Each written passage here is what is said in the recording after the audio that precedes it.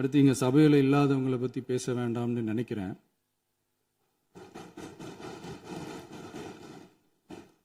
இங்க நம்மளை பத்தி அவதூறு பரப்புறதோட மட்டும் இல்லாம இப்ப நம்ம மக்கள் மேலேயும் அவதூறு பரப்ப ஆரம்பிச்சிட்டாங்க. மக்கள் நமக்கு ஓட்டு போட்டது தப்பான், குடும்பம் குடும்பமா நமக்கு ஆதரிச்சது தப்பான். இது இப்ப இல்ல, நான் சொல்றது எம்ஜிஆர் அவர்கள் காலத்திலிருந்தே. அப்பவே அவர் ஜெயிச்சப்போ அதே மக்களை தப்பு தப்பா பேசுறது. மக்கள் என்ன பண்ணிட்டாங்க, எம்ஜிஆர் என்ன பண்ணிட்டாரு, எம்ஜிஆர் என்ன இது பண்ணிட்டாரு. 50 வருஷமா ஒரே டெக்னிக்கா.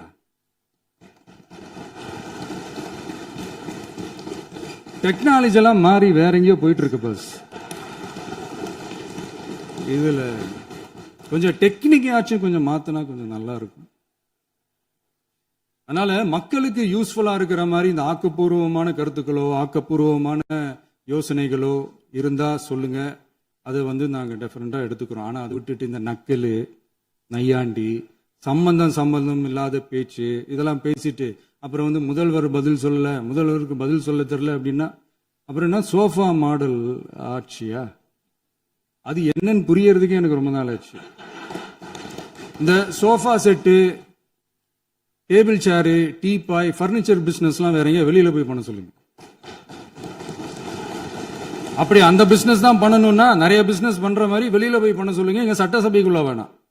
அதனால ஆக்கப்பூர்வமான கருத்துக்கள் இருந்தா சொல்லுங்க. டெஃபினட்டா அது சரியா இருந்தா நாங்க ஏத்துக்கிறோம். எனக்கு ஒரு குட்டி கதை ஒண்ணு ஞாபகம் வருது, சொல்லாமா? ஒரு ஊர்ல ஒரு பெரியவர் வெயில் ரொம்ப ஜாஸ்தியா இருக்குன்னு சொல்லிட்டு கண்ணுக்கு மேல கை வச்சுக்கிட்டு இப்படி சுத்தி முத்தி தேடிக்கிட்டு இருந்தாராம். அப்ப கூட இருந்த ஒரு சின்ன பையன் என்ன தேடுறீங்க அப்படின்னு கேட்டானா. அதுக்கு அந்த பெரியவர் சொன்னாரா, அது ஒண்ணு இல்ல தம்பி, உங்க அப்பா இங்கதான் இருப்பாருன்னு சொன்னாங்க, அதான் தேடிக்கிட்டு இருக்கேன். எங்க உங்க அப்பாவையா காணோம்?